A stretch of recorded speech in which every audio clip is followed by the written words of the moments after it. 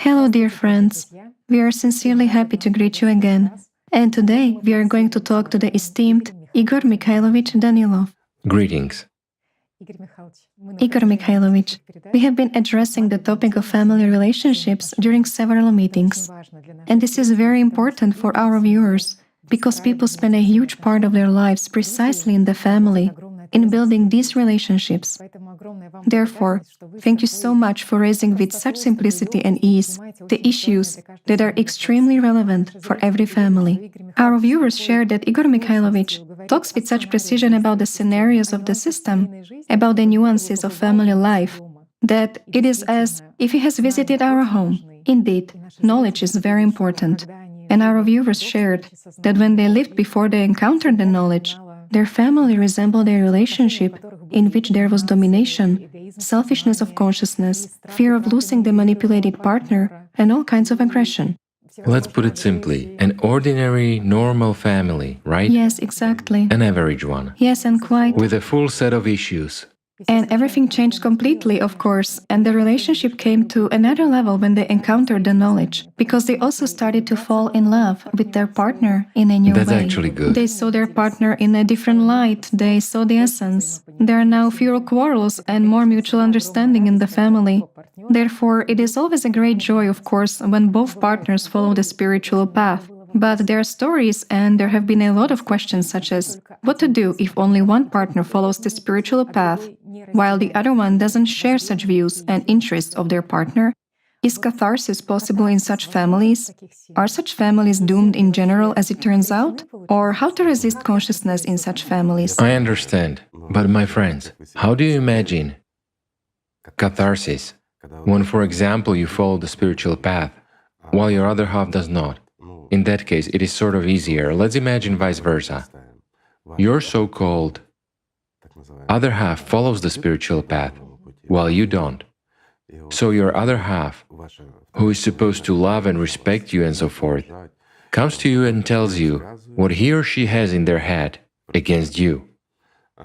You definitely have the same in your head as well, but you don't remember what's in your head. Well, she remembers or he remembers. Why? Because a person follows the spiritual path, observes the thoughts that Shaitan throws into him, and already takes it seriously. It's clear that a person following the spiritual path, in order to get rid of the power of Shaitan, should voice Shaitan's tricks, so to say, right? Thus a person takes power away from Shaitan and sheds light on those secret actions of his. But before whom? Before a slave of Shaitan? What will be the reaction? It is clear that the demon will become furious in you, right? And we were told, by the way, a woman also wrote about her husband, who was the first to follow the spiritual path, and she voiced what thoughts she had from consciousness when she was observing. Extremely negative ones. That he doesn't love you, he will leave you for that world now. Yes. He will leave you here alone. Of course, he has joined... And then what? Are you going to love him after that? He has joined a sect, they are going to rob him, to take him away from the family and so on. And that's all, that's the end of the world. Why? Because the husband, as a slave, should pay attention only to her, and he has no other life. His whole life should come down to carrying her in his arms, talking about her, thinking about her, and of course taking care of her only, whereas his life doesn't exist. In fact, his life is needed in order to serve her. Isn't that true? She has actually made him happy, finally married the first man she could, at least anyone, in order to escape from home, to sort of secure her future, and to have a slave as well. And here the slave wants to become a human. Well, it's not right. Demons start raging. Isn't it so? It is. You know, if you brush everything aside, that's how it happens in most cases, you see. As to what they say, that it's sort of for love or something else, yet what are the criteria of love that people often choose? No, I'm not saying that all people, but most of them. Let's put it carefully, okay? Whether a person suits you or not, what life will be like. Well, some don't care at all. They just want to escape from their home because they feel uncomfortable at home. It seems to them that, like in a fairy tale, she will get married and that's it, the world will change. And she will become free and will do whatever she wants. But then, when she gets married, it turns out that everything is exactly the opposite. It turns out that it was better at home. But she understands that only later. Isn't that so? It's the same regarding men. How to resist consciousness in families where catharsis between partners is impossible? To let a person live his life. This is the first rule. There is such a notion as freedom, which is given to a human by God.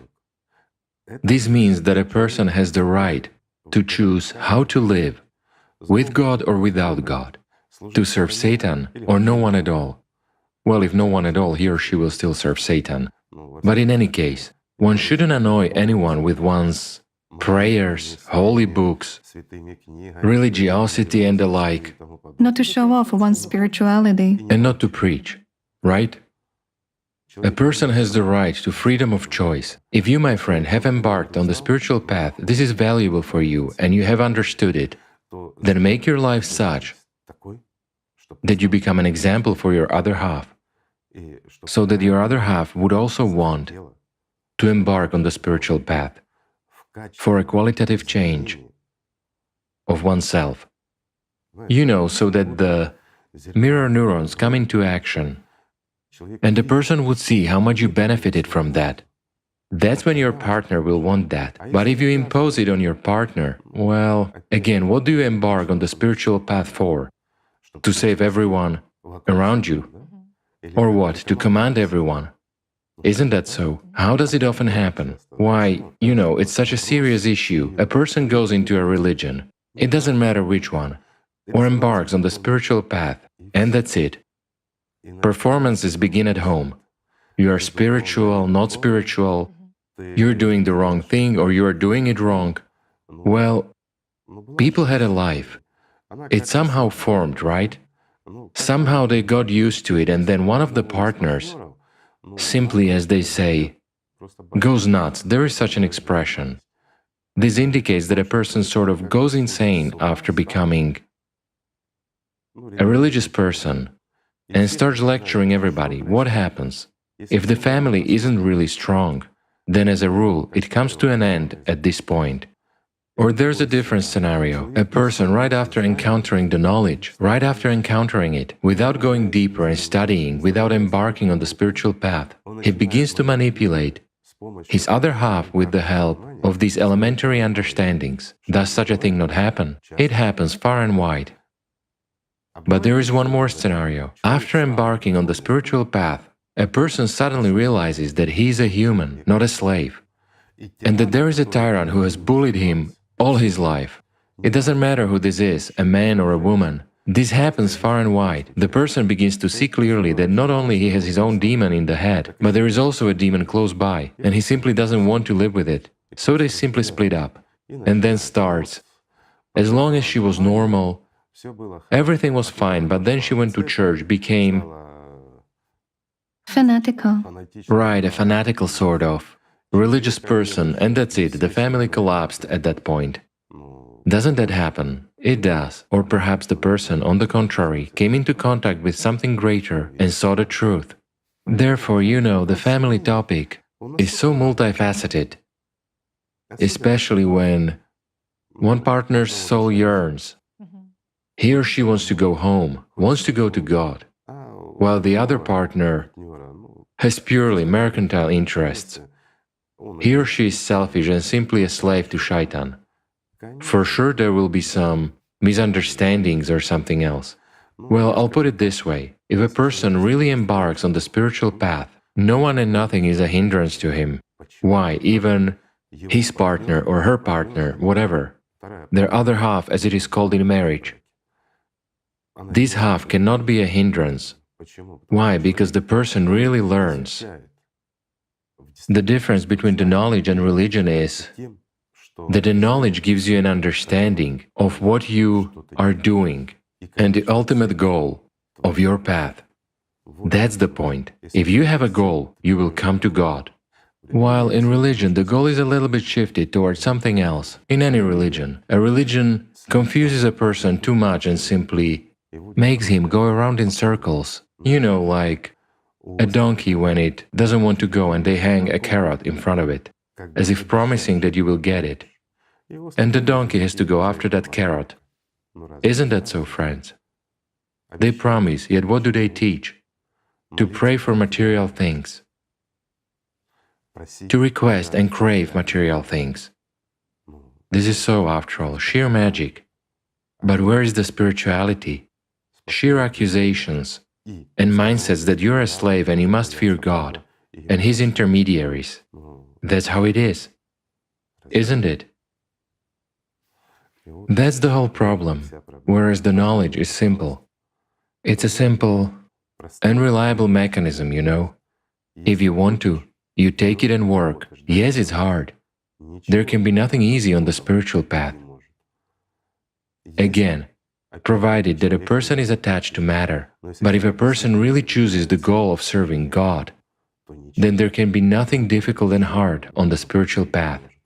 It's a path of delight. It's a path of love and joy. Isn't it so?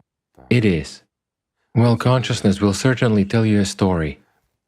But that's what its function is, to serve Satan. Because our consciousness is nothing but that very demon infamous in all religions, and that's what all the prophets spoke about. So, friends, everything is really simple. Everything depends on what you are striving for. While at the first stages, yes, at the first steps of the spiritual path, the demon certainly trips you up. But only those do not rise, who do not fall. And he will make everyone fall at the first steps. Have you ever seen a baby who starts walking, and right after he starts walking, he starts running, jumping, playing, and never once falls down? Absolutely right. Any baby, when it starts walking, falls down at first, but it gets up. That's why later on, it not only walks but also runs. So do we, on the spiritual path. When we embark on it, we sometimes fall. Sometimes we fall quite often. It doesn't matter. The main thing is to start running towards our goal after that. That's what is important, right? Everything is simple, friends. Well, that's not today's topic. Today we talk about family. Yes. Therefore, a person who has embarked on the spiritual path and uses true knowledge, he will not, so to say, set a goal to destroy the family or something else. Why? Even if an atheist or a slave of shaitan lives next to him, this is a very good example for spiritual growth. It doesn't mean one has to be in torment and suffer. If the other half just drives you crazy, then life won't be good for sure. However, this is also a good tool for studying how shaitan behaves in others, what he wants, how he manipulates, and so on, right? What is the main goal of a person on the spiritual path? To get rid of Satan's power and come to God, right? Right. So nobody and nothing is a hindrance.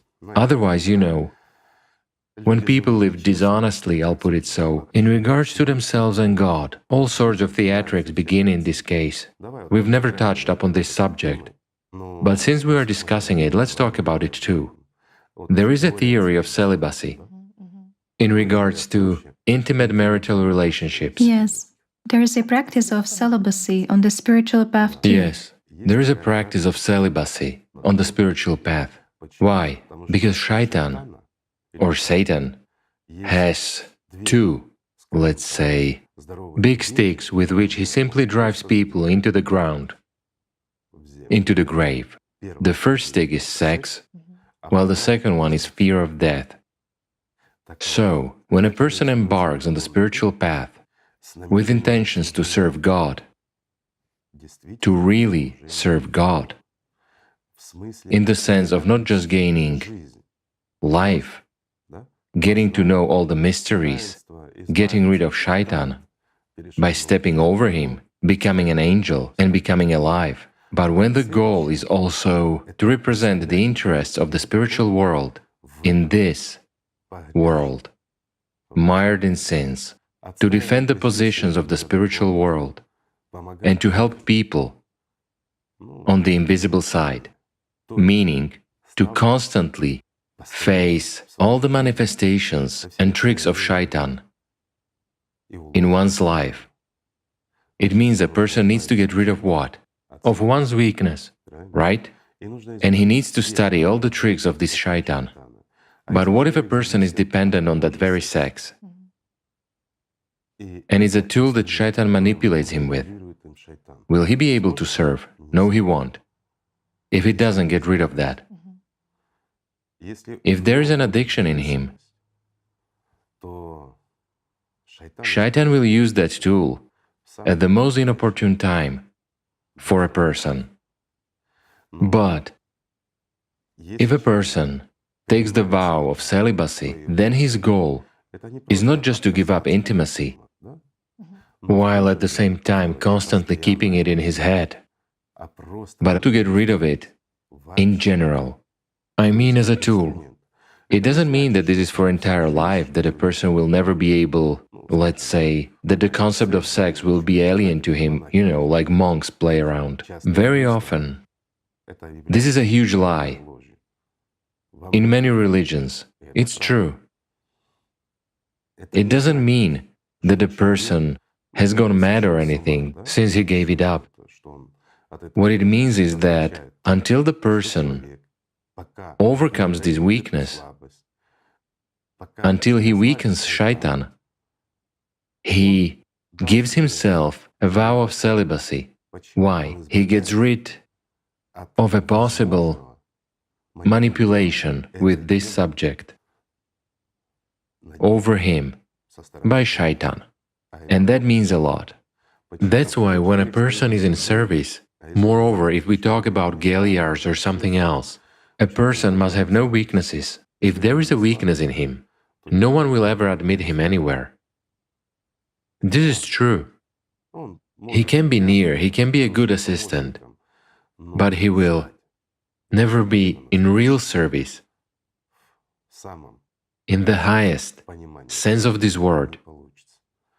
Why? Because a weak person is like a traitor.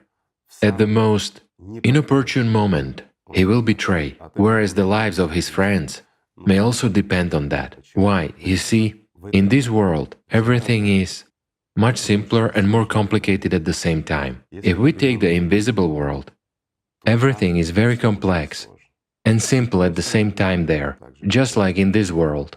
If you are on God's side, you must be 100% on His side. Nobody and nothing should have power over you. There should be no weaknesses and no indulgences for yourself. That's how the world is arranged. Pictures, temptations, and a person allows for weaknesses. I'm sort of not coming into physical contact, but what difference does it make if you keep it in your mind? If it comes to you in dreams and you don't send it away, it means that there is something to work on. And until a person overcomes all these weaknesses, he cannot be, let's say, a warrior of light. That's really true. And now I have a question. Those who use celibacy for the purpose of getting rid of shaitan's power, are you going to become Galiars? A simple question. Or have you invented that you want to be Galiars? Or are you just using it as a tool to manipulate your other half? Isn't that what happens? Very often, people embark on the spiritual path even while in the family, and someone puts forward an idea, let's take a vow of celibacy and we'll serve. There are children in the family, everything is fine, the family is normal. But here shaitan throws them an idea, and there begins something that is not supposed to happen. It is clear that they will not become Galiars anymore. Why? There is the family, there are children, there is an area of responsibility. Responsibility for the family and for the children. How can a person get rid of this responsibility? Some people, yes, they can get rid of responsibility despite everything. Either having provided children with everything entirely, they can simply choose to serve, or when children grow up and become independent, a person decides to serve God. Yes, such situations may happen, but this applies to a very few people who are strong enough spiritually. But as a rule, we remain attached, while a Galiar must be free from everything, first and foremost internally. And here the subject of celibacy simply goes as manipulation, either by shaitan against people, or by those people, or by one half against the other half. Everything is very simple, isn't it? We have only slightly touched upon this topic. The topic is broad and serious. I understand that friends want to hear about sexual energy, how to use it and so on. But I have a simple question, what for? If you live in a family, live like normal people, if your other half is unacceptable to you, due to some physiological or moral reasons, whatever, if you want to split up, tell him or her honestly about that and stop wasting their time. And don't use religion or anything else as a cover. Isn't that so? It also happens very often that after embarking on the spiritual path and gaining a little bit of experience, a person realizes that he lives, as we've already said, with a tyrant, with a manipulator close by. And the person wants freedom. He's not bound, he's independent, and he says, look, that's enough. And the couple splits up. And then the other half, the one who terrorized, that half, the one who embarked on the spiritual path, he starts to literally hound her. See, she went into a religion, became a Christian or a Muslim, and that's it, she went nuts, that's it, she's out of control. And that's what religion drove her to, not religion, you did, or vice versa. For example, a man began to clearly see that he lived with a snake and decided to escape from that terrarium. Does such a thing happen? It does. Therefore, family life is such a Klondike for studying, so to speak. But for a family life to be normal, people should be honest and at least respect each other, or better yet, love each other, right? Observe the commandment of loving one's neighbor, primarily in the family. Right. As they say, love your neighbor as yourself, Yes. and then there will be order. Isn't it so? A good test. Do not manipulate. Don't make him a slave if you don't want to become a subpersonality. Yet in our society, the first whom we can reach, if we are under shaitan's power, if we are manipulated by demons, then the first thing we do is we try to suppress our loved ones in order to make them our slaves after we become a subpersonality. Isn't that so? Let's look back at the entire history. Let's look at how we live ourselves, how our relatives, loved ones, friends, acquaintances live. After all, this manipulation is everywhere. The dead always take care of their future. Meanwhile, our secondary consciousness is inevitably dead, and it does everything to live well afterwards because it knows what will happen after the death of the physical body. Doesn't personality know that? A simple question. Or doesn't a human know that? He does know. Do you know who hinders the most? Primary consciousness. It is always, like a little child. It even seems to a person he is 100 years old, but he still remains at the age of a 6-year-old and perceives the future, as if he has many, many years ahead. It always amazed me when, working in healthcare, we dealt with seriously ill people, with bad diagnoses and empty energy tanks, so to speak. And it was clear that the person had little time left, due to both age and illness and everything else. And I was amazed at how human consciousness works. A person begins to make plans for the future, he tells. He's aware and he understands, but he doesn't believe and doesn't perceive that. It's a paradox, but it's true. So, a family relationship is a good thing when it's good.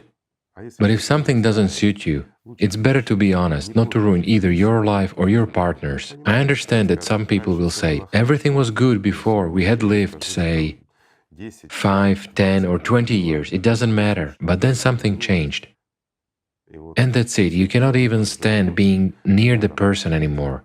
What difference does it make? Some people will say, what do you mean difference? We've accumulated property, we have kids and other reasons. Raising children. So tell me, what is more valuable to you? Freedom, clean air, a normal heartbeat? A simple question. Or material possessions? Or, shall we say, slavery? Right? Here's a simple question. You should answer it honestly for yourself. And if something doesn't suit you, my friend, decide radically. Or talk. If you cannot agree, then either be quiet and patient, or split up. What can I say, right?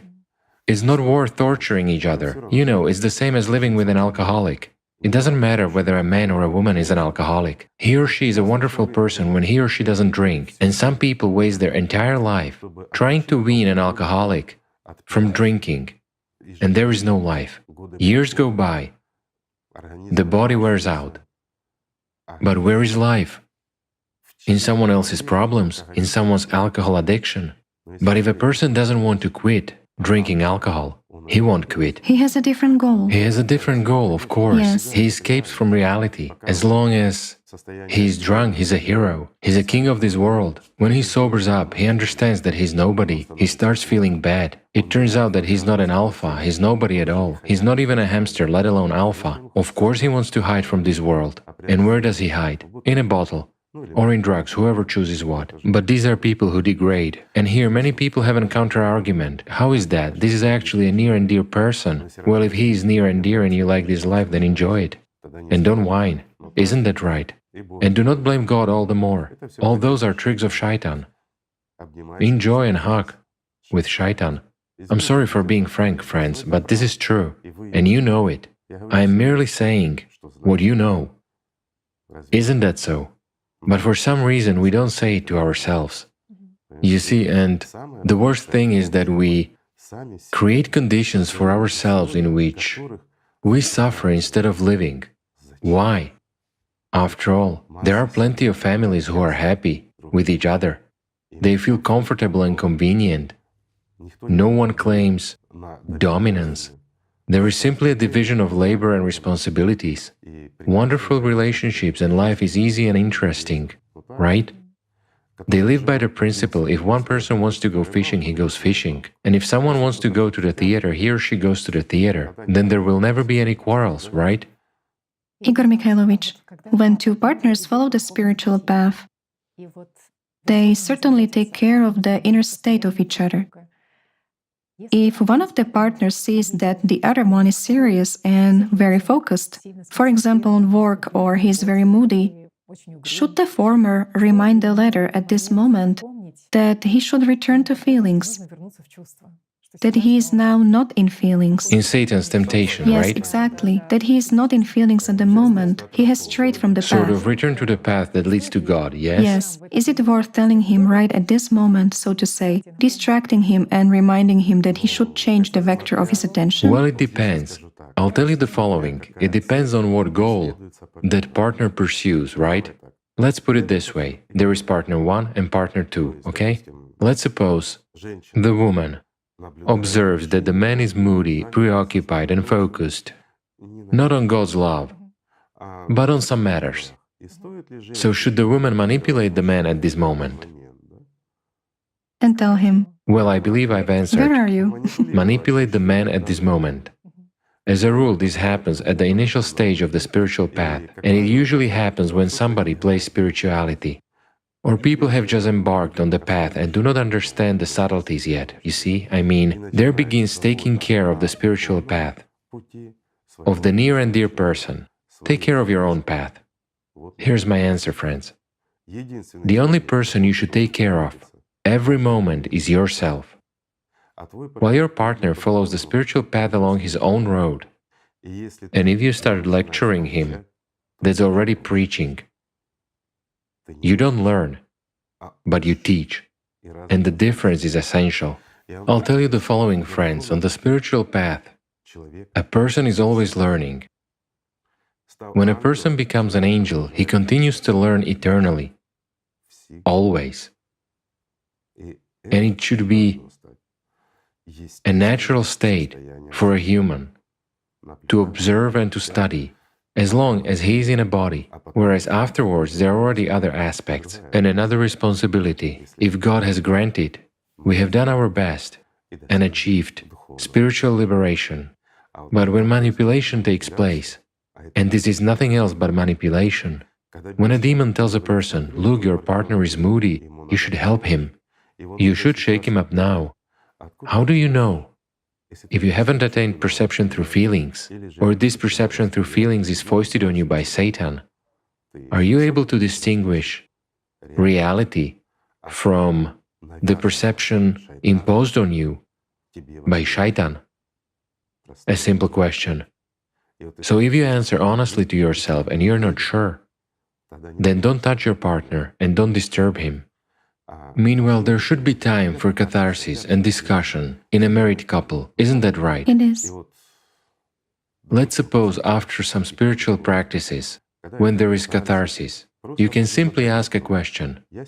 Today I noticed that you had such a state, and it seemed to me, after all it's a catharsis, that you were actually busy with something else and you didn't have this connection. You lost it.